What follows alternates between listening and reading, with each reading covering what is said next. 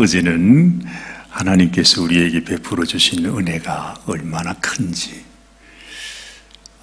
그 은혜가 너무 크기 때문에 우리가 하나님 앞에 하나님을 믿는다는 것도 너무너무 소중한데, 그래서 우리가 믿음으로 구원을 받는다, 우리가 흔히 말하지만, 그런데 하나님이 베풀어 주신 그 은혜가 너무 커서 그 은혜에 비하면 우리가 믿는 믿음이라고 하는 것은 내세울 것이 하나도 없다는 그런 말씀을 드렸어요.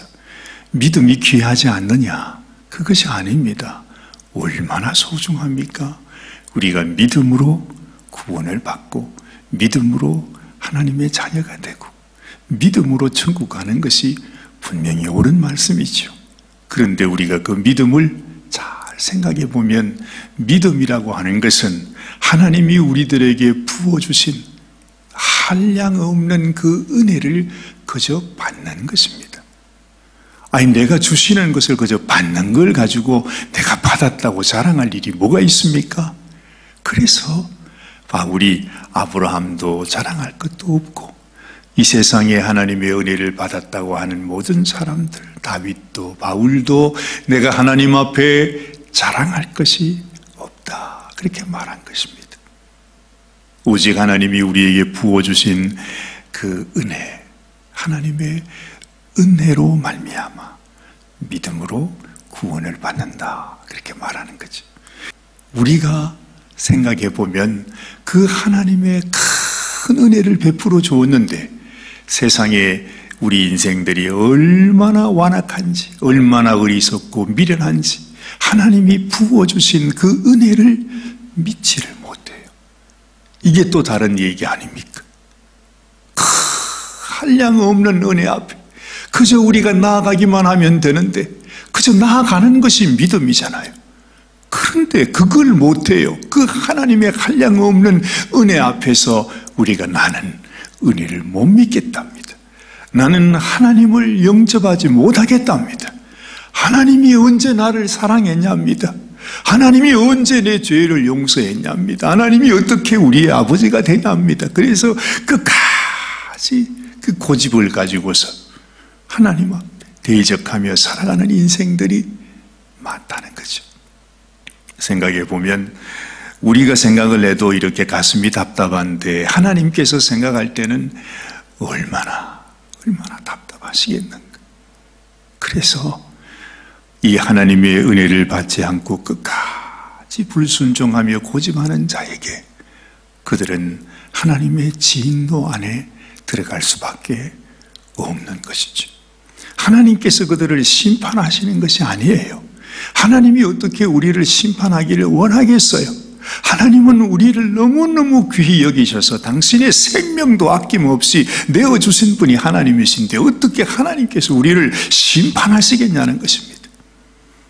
심판 가운데 들어가는 것은 사실은 엄밀히 말하면 하나님이 우리를 심판하는 것이 아니라 이 인생들이 자기 스스로 선택해서 멸망의 길로 그 심판으로 가는 것이죠.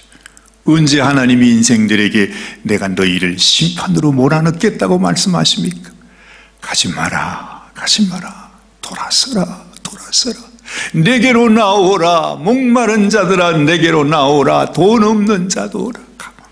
너희들은 와서 돈 없이 값 없이 이 하나님의 은혜, 하나님의 이 놀라운 선물 포도주와 젖을 사라, 그렇게 말씀하잖아요.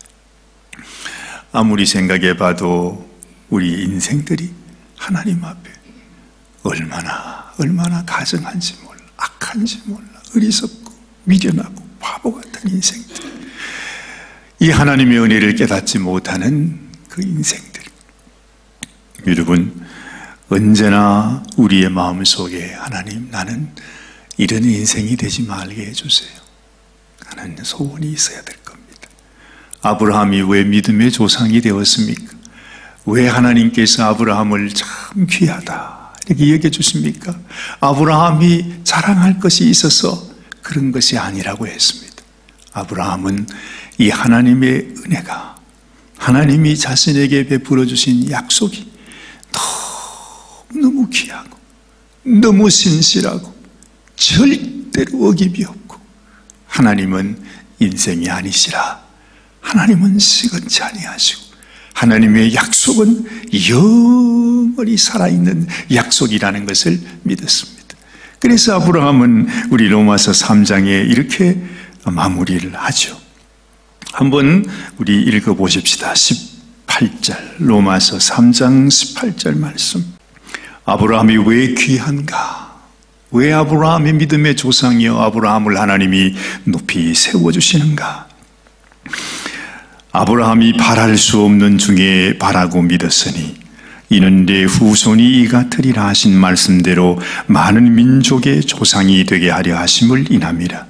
그가 백세나 되어 자기 몸에 죽은 것 같음과 사라의 태에 죽은 것 같음을 알고도 믿음이 약하여지지 아니하고 믿음이 없어 하나님의 약속을 의심치 않고 믿음에 견고하여져서 하나님께 영광을 돌리며 약속하신 그것을 또한 능히 이루실 줄을 확신하였으니 그러므로 이것을 저에게 의로 여기셨느니라. 그럽니다. 아브라함이 왜 귀한가? 자신에게 부어주신 하나님의 은혜는 절대로 변하지 않는다. 비록 나의 몸이 죽은 것 같고 또 사라의 몸이 죽은 것 같아도 하나님께서 나에게 약속하신 너에게 복이 있으리라.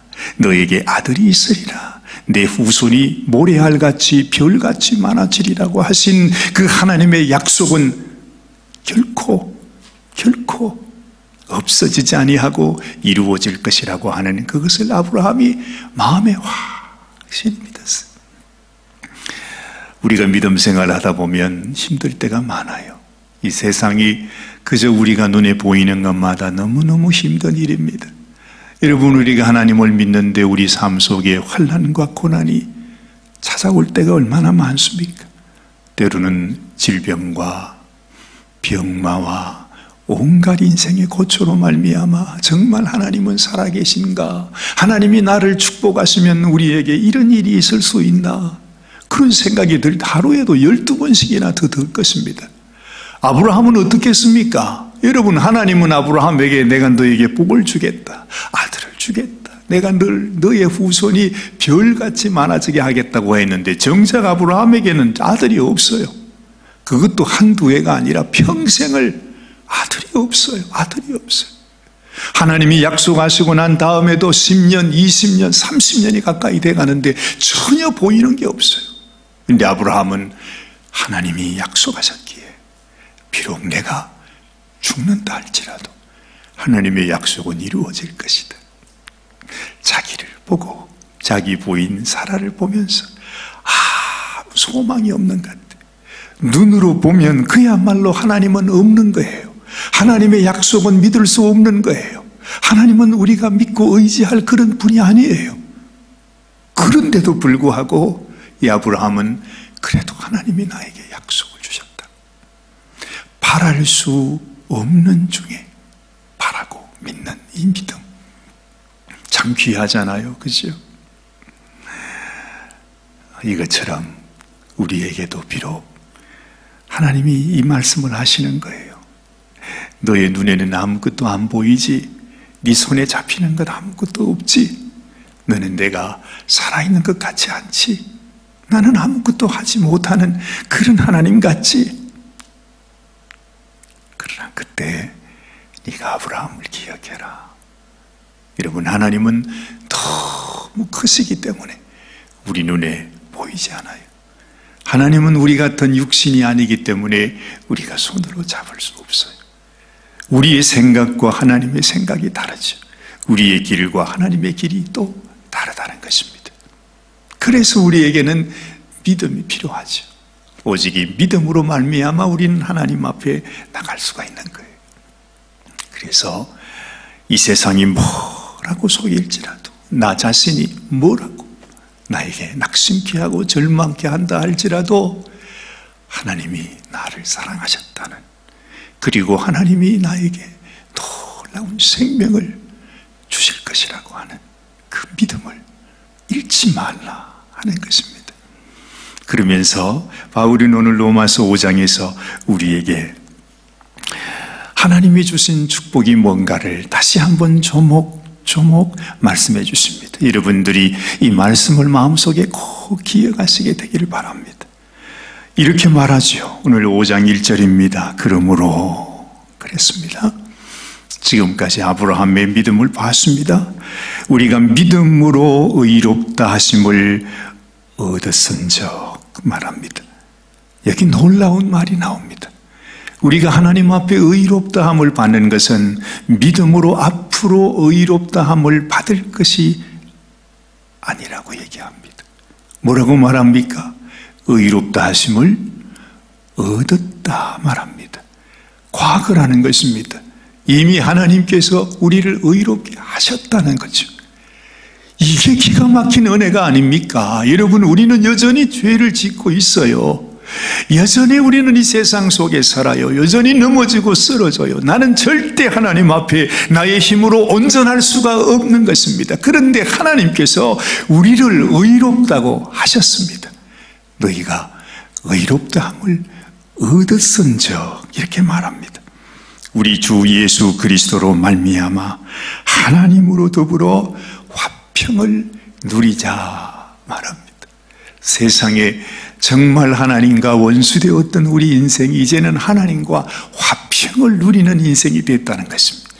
놀랍습니다. 여러분, 하나님께서 우리를 받으실 때에 우리를 죄인으로 받지 아니하시고 당신의 자녀로 화평을 누리는 자기 자녀로 하나님께서 우리를 용납해 주신다고 하는 거죠. 그 은혜를 하나님이 주셨습니다. 자, 2절에 또한 그로 말미암아 우리가 믿음으로 서 있는 이 은혜에 들어감을 얻었으며, 이것도 이미 얻었습니다. 앞으로 언젠가 가서 얻을 것이 아니라 이미 주님께서, 예수님이 우리를 위하여 생명 주심으로 말미암아 우리가 얻었다 이 말입니다. 하나님의 영광을 바라고 즐거워하느니라. 가끔 우리가 그런 얘기를 하죠. 기뻐해야 합니다. 항상 기뻐하는 것이 하나님의 뜻이다. 하나님이 이렇게 말씀을 해도 내 마음속에는 그저 내 마음속에 서운함이 있어요. 하나님, 무슨 기쁜 일을 좀 주게 하시든지, 나에게 무슨 로또라도 당첨하시고 뭐라도 좀 이렇게 주시고 난 다음에 기뻐하라 그래야지. 인생은 이렇게 힘들고 어려운데 뭐 자꾸 기뻐하라 그럽니까? 우리 그런 말이 들잖아요. 그런데 오늘도 그렇게 말합니다. 하나님의 영광을 바라고 즐거워한다. 그래요. 여러분, 우리는 이 세상에서 내가 세상의 어떤 복, 로또에 당첨되는 복, 이 세상의 어떤 부귀영화를 누리는 것이 아니라 우리가 바라는 것은 하나님의 영광입니다. 이제 곧 우리가 하나님 앞에 서게 될 때 하나님이 나를 위해서 예비하신 하나님의 영광을 바라는 자가 우리들이라는 것입니다.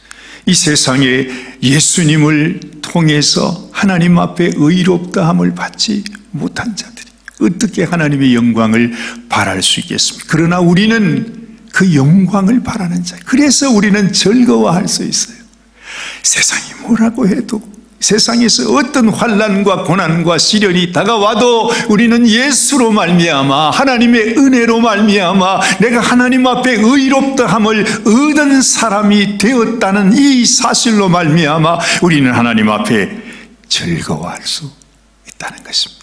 여러분, 오늘 로마서 5장 말씀에서 사도 바울이 말씀하는 요지는 이겁니다.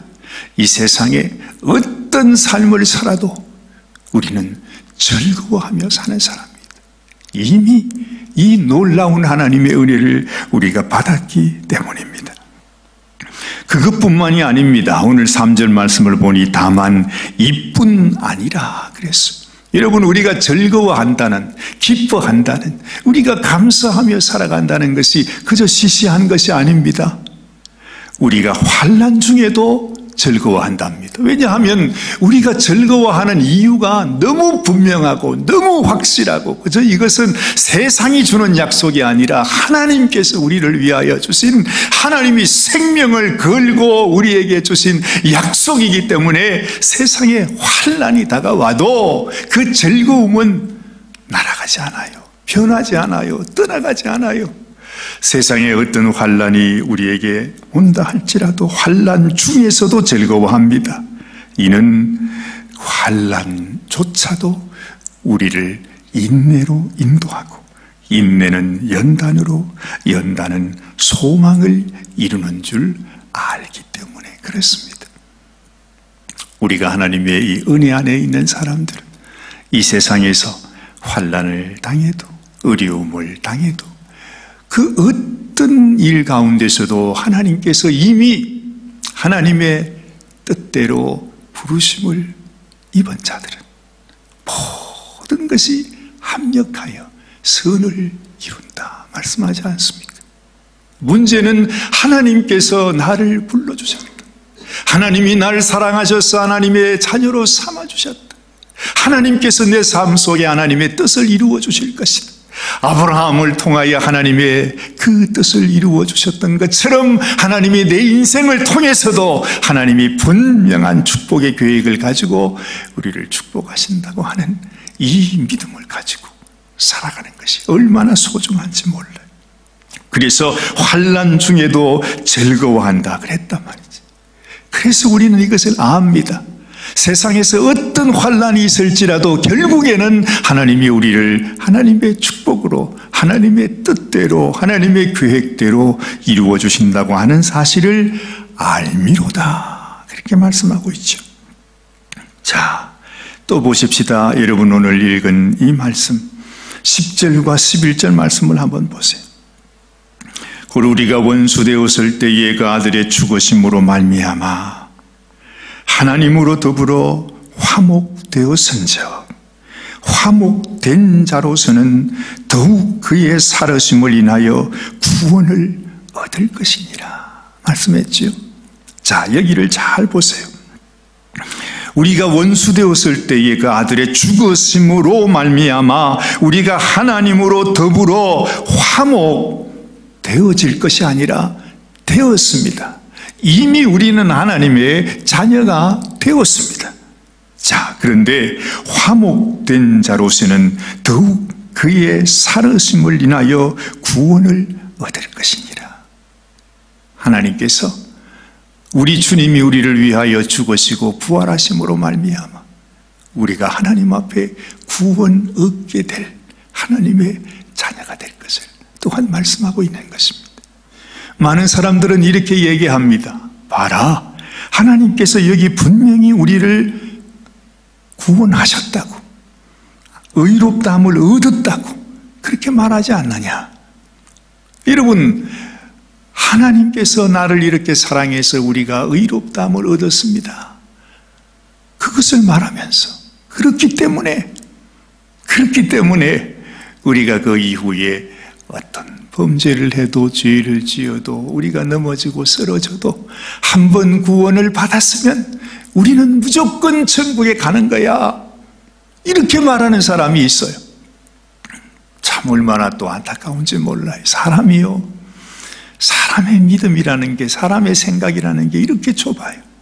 하나님의 은혜는 이렇게 한량없이 큰데 우리는 그저 생각한다는 것이, 봐, 나는 구원 받았으니까, 나는 하나님 앞에 의롭다함을 얻었으니까, 나는 세상에서 어떻게 살아도, 내가 죄에 넘어지고 내가 쓰러져도 나는 무조건 천국 가, 그러면서 구원의 확신을 가지고 있대요. 글쎄, 참 그 믿음도 귀한 믿음입니다.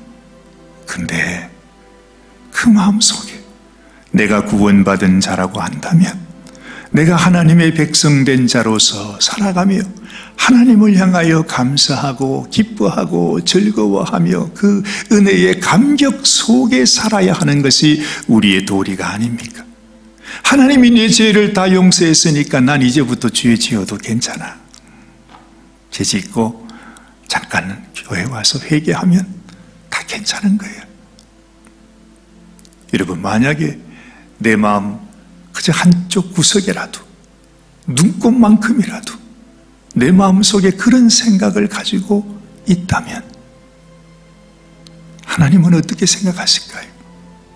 우리의 생각은 하나님이 나를 당신의 아들의 피로 말미암아 의롭다 하심을 주셨으니, 나를 의로운 자로 삼았으니, 하나님, 나는 당신의 것입니다. 나는 당신의 소유입니다. 나는 살아도 죽어도 오직 주님만을 위해 주님의 그 은혜에 합당한 인생으로 내가 살겠습니다. 이것이 하나님의 백성된 자의 마음이 아니겠습니까? 그런데 어찌 하나님 앞에 그 한량없는 은혜를 받은 자로서 나는 이제 은혜 받았으니 난 죄 지어도 천국 가, 걱정 안 해. 이 세상에서 가장 악한 죄가 뭐냐? 그건 살인죄도 아니고 간음죄도 아니고, 가장 악한 죄는 그 하나님의 은혜를 내가 내 발로 밟는 죄입니다. 하나님의 성령의 그 놀라운 은혜를 내 스스로 욕되게 하는 죄. 이것이 나쁘다는 것을 알면서도, 이러면 안 된다는 것을 알면서도, 괜찮아, 난 구원받았으니까 이제는 내가 죄 지어도 돼. 여러분, 이것이 참 중요한 이슈입니다. 얼마나 많은 사람들이 예수님의 이름을 부르면서 그 주님의 이름을 욕되게 하는지 몰라요. 내 마음속에 주님, 참으로 하나님 앞에서 하나님의 은혜에 합당한 심령으로 살아가게 해주세요. 예전에 그 에베소서 말씀에 보면 그런 말씀이 있죠. 우리는 하나님께서 만드신 작품이라, 그런 말씀을 합니다. 하나님이여, 우리 같은 죄인을 말입니다. 우리같이 못난 이 원수된, 아무 쓸모없이 정말 심판에 던져질 수밖에 없는 우리 인생을 하나님이 하나님의 자녀로 삼아주셨어요. 다시 말하면 그저 이런 종이에 아이들이 낙서를 하고 그냥 더럽혀져 있는 아무 쓸모없는 그런 인생, 그런 인생의 종이를 가지고 하나님께서 놀라운 작품을 만드셨어요. 그 속에 있는 허물과 그 속에 있는 모든 더러운 것들을 다 하나님께서 제하시고 예수님의 보혈로 다시 그림을 그리셔서 정말 하나님이 만든 놀라운 작품으로 만드셨어요. 예전에는 정말 내 인생이 쓰레기통에 들어갈 수밖에 없는 인생이었지만, 이제는 여러분, 내 인생을 하나님께서 수백만 불, 아니 수억만 불이나 되는 엄청난 작품으로 만들어 놓으셨다는 것입니다. 예전에 우리가 하나님을 만나기 이전의 인생에서 나는 그 내 인생의 종이에 내 마음대로 낙서도 하고 그냥 온갖 더러운 걸로 그림도 그리고 그렇게 했습니다. 그때의 그 죄, 그거다고 하나님께서 놀라운 작품을 만들어 놨어.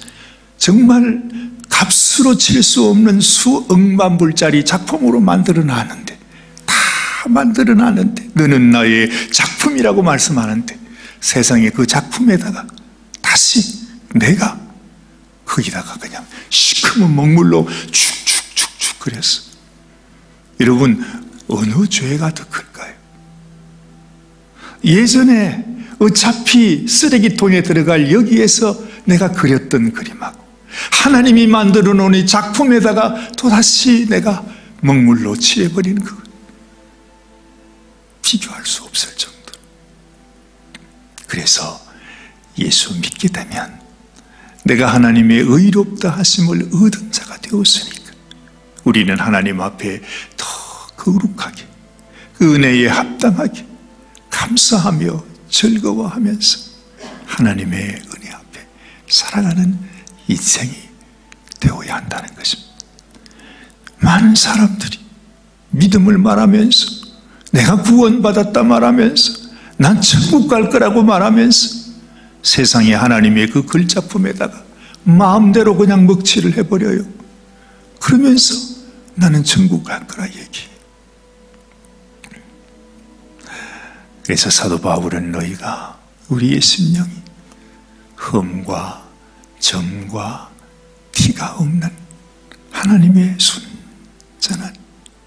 순전한 신부의 심령으로 하나님 앞에 나가야 된다, 그 말씀을 하고 있는 것입니다. 우리 주 예수 그리스도로 말미암아 하나님 안에서 또한 즐거워하느니라. 하나님이 베풀어 주신 은혜로 인하여 기뻐하고 감사하면서 우리 주님께서 오늘 이렇게 말하죠. 5절 말씀, 소망이 부끄럽게 아니함은 우리에게 주신 성령으로 말미암아 하나님의 사랑이 우리 마음에 부음바 됨이니, 하나님이 당신의 사랑을 당신의 피로 쏟아 부어준 바가 되었습니다. 우리가 아직 연약할 때의 기약대로 그리스도께서 경건치 않은 우리를 위하여 죽으셨도다. 우리가 죄인 되었을 때에 그리스도께서 우리를 위하여 죽으심으로 하나님께서 우리에게 대한 자기의 사랑을 확증하였느니라. 어찌 우리가 그 하나님 앞에 하나님의 그 사랑, 그 은혜를 더럽힐 수 있겠습니까? 욕되게 할 수 있겠습니까? 하나님 아버지, 주님께서 우리에게 베풀어 주신 은혜는 우리의 말로, 입술로 표현할 수 없는 너무나 한량 없는 은혜입니다. 우리의 심령 속에 하나님 그 은혜를 깊이 알고 내 마음에 기뻐하고 즐거워하며 이 환난의 세상 속에서도 언제나 하나님의 영광을 바라고 즐거워하는 우리의 삶이 되게 하여 주시옵소서. 진실로 하나님이 구원하시고 하나님이 택하시고 하나님이 사랑하시고 또한 하나님께 사랑받는 주님 우리의 인생이 되게 하여 주시기를 간절히 소원합니다. 우리 주님의 은혜에 합당한 삶을 살아갈 수 있도록 오늘도 우리를 주의 성령으로 붙잡아 주시옵소서. 우리 주님 예수님의 귀하신 이름 받들어 간절히 기도드리옵나이다. 아멘, 아멘.